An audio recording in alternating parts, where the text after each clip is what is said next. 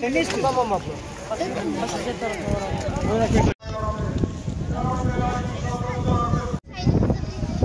Para topladık. Depremzedelere gönderiyoruz. Teşekkür ederiz onun. Allah kabul etsin inşallah.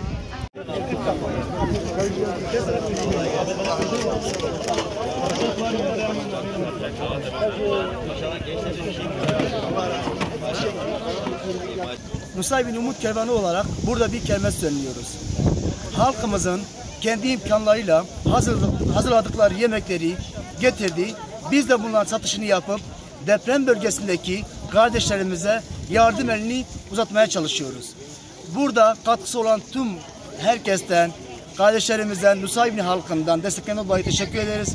Allah hepsinden razı olsun. Biz Umut Kervanı olarak her zaman afetse mağdurların yanlarındayız.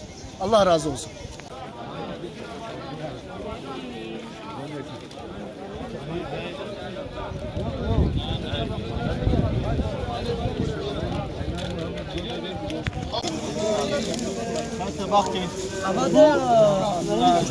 Bunlar mı?